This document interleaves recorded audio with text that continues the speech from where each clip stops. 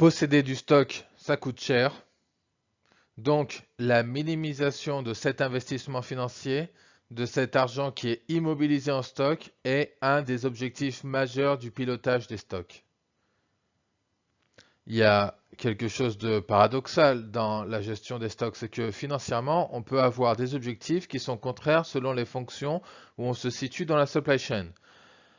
Par exemple, quand on va acheter des grosses quantités sur un composant, quand on est acheteur ou approvisionneur, on va pouvoir négocier un meilleur prix d'achat. Ça peut être une bonne affaire.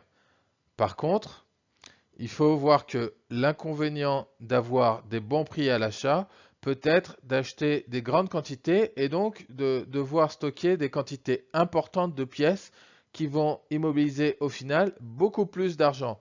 Donc, on va peut-être gagner sur le prix d'achat, mais on risque d'y perdre sur le coût de stockage. C'est un exemple. On va chercher aussi à diminuer les coûts cachés du stock. Le stock, ce n'est pas uniquement le coût d'achat de la pièce, c'est beaucoup plus que ça. Il y a beaucoup de coûts qui sont engendrés par l'acquisition, mais aussi par le stockage des pièces. Ça, on va pouvoir le chiffrer. Et donc, au final, ça permettra d'augmenter les profits, puisque, évidemment, le but de dégager, d'investir le moins possible dans les stocks va permettre de libérer de la trésorerie pour autre chose. Ça va permettre d'augmenter les profits si on sort moins d'argent, du moins plus que nécessaire. Ensuite, la deuxième fonction, ça va être de maximiser l'efficacité des opérations. Il faut voir que le stock, il a une fonction, c'est de supporter les opérations. C'est de mettre à disposition de nos machines des composants, par exemple, à disposition de nos clients des produits finis. Donc sur toute la chaîne, on va avoir des petits stocks un peu partout qui ont vocation à maximiser l'efficacité des opérations de notre outil industriel. Donc, on va avoir des stocks, par exemple, dans le cas où on va vouloir lisser la production. Si on lisse la production, on va absorber les variations de la demande par la constitution d'un stock, par exemple.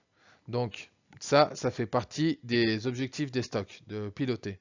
Ça permet aussi de découpler la demande du client et la production.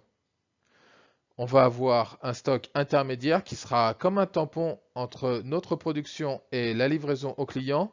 Tout ça, ça permet d'absorber les variations, les fluctuations et de générer un tampon, de découpler la demande, de découpler l'amont et l'aval dans notre système. Et donc, au final, tout ça pour augmenter la satisfaction de notre client. Donc, augmenter l'OTD. Avoir du stock, ça nous permet de sécuriser nos livraisons aux clients. Plus on a de stock, plus on va pouvoir assurer les livraisons.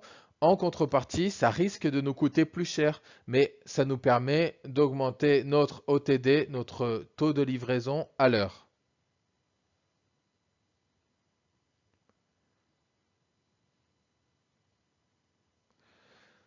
L'objectif ultime, ça sera d'avoir le meilleur OTD client, la meilleure satisfaction client. En revanche, viser le 100% de satisfaction client, c'est quelque chose qui est très difficile et qui va coûter très cher. C'est pour ça que les politiques d'entreprise sont souvent autour de 95-98%.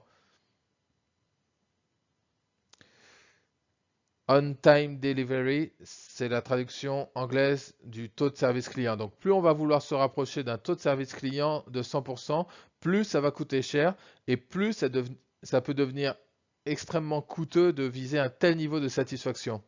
Donc, tout ça, ce sont les principaux objectifs. Et dans la gestion, dans le pilotage de ces stocks, on va en permanence chercher à trouver le meilleur compromis entre tous ces objectifs.